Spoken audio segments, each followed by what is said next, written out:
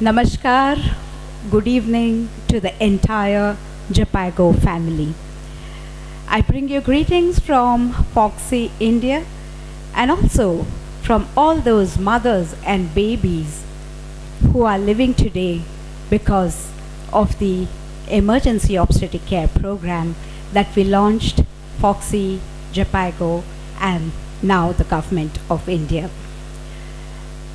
Today they said they're going to be launching the HMS, Helping Mothers Survive program.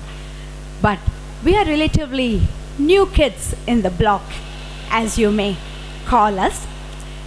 It is less than a decade of association with Jhpiego. And I would like to recall that, like how the HMS program is starting today, I really started with a program called HBHS. If anybody wants to make a guess on what it is, it simply translates into hiding behind Harshad Sanghvi, which is quite an easy job to do for obvious reasons. Yes. The very first assignment that we were given by the president of FOGSI then, Dr. Sadhna Desai, there was Dr. Parul Kotadawala from Ahmedabad, which is the place where Sanghvi hails from originally, and myself. We were told to just literally go behind Harshad Sanghvi. We didn't ask her what he's going to do.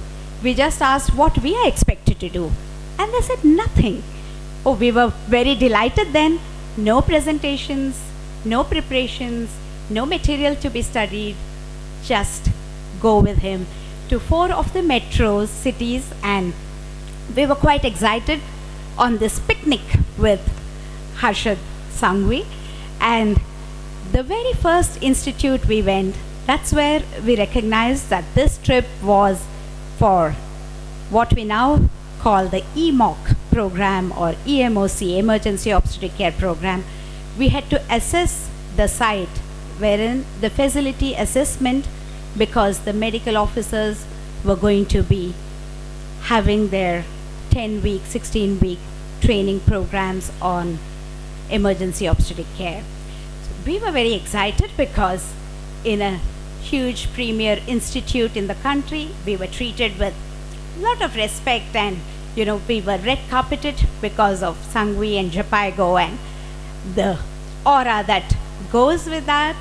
And we just literally followed him place to place without recognizing what this whole project was about. We had absolutely no clue. And then he said the next day that he is going to be making a presentation on what we saw the previous day.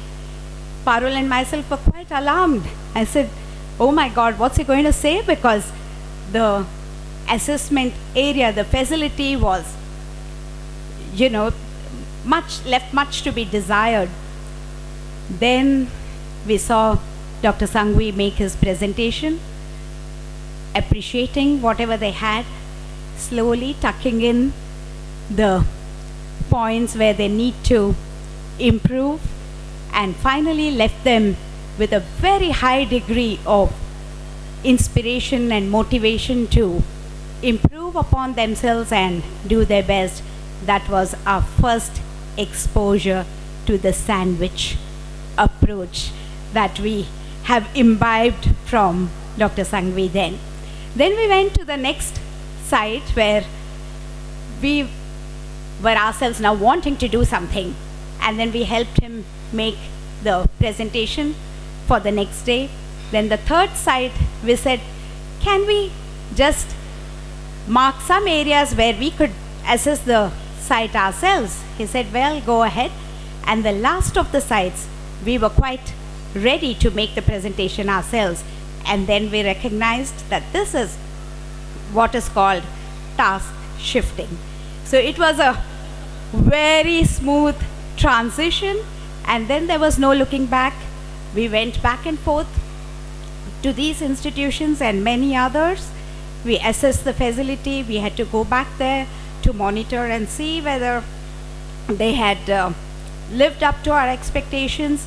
It was not easy, and we said, why is this man coming from the United States to break his head with the superintendents and the government of India? And then, in a moment, we thought, if he's coming all the way to do that, what are we doing? Why can't we help ourselves?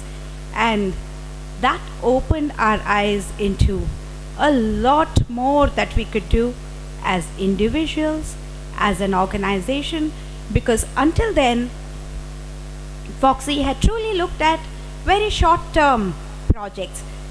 I'm heading to be the president in January 2013. If it was 10 years ago, I would have thought, it's just 365 days, my tenure will be over, and then, I can be on a holiday. That was what was the concept of short-term projects and the initiatives that the Federation was looking at, but this was the very first time that we were exposed to a lot more that an organization could do, especially when the medical officers during their monitoring and evaluation called us back to say how confident they were, how happy they were to be able to save lives, and that was truly motivational for us to do much more than what we were ever doing before.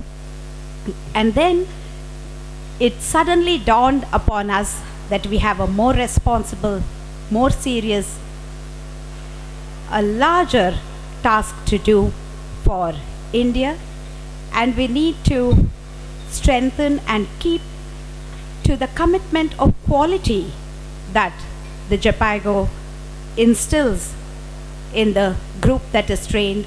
And we learned for the first time what competency training means beyond the pieces of papers called the certificates, which are doled out in every short-term program in the country. And so on the whole, we learned a lot. And then in our own state of Karnataka, it gave me courage to speak to the state government to partner with them in a public-private partnership module in a rural FRU, or the first referral unit, entirely train the staff and the medical officer there. In fact, now we have placed our EMOC doctor in an enabling environment, and she is really doing wonderful job. And now, dear friends, we are all set with Dr. Bulbul and her team in India to launch the fast track initiative on the helping mothers survive. And please do wish us good luck to do a lot better for what women of India need. Thank you very much.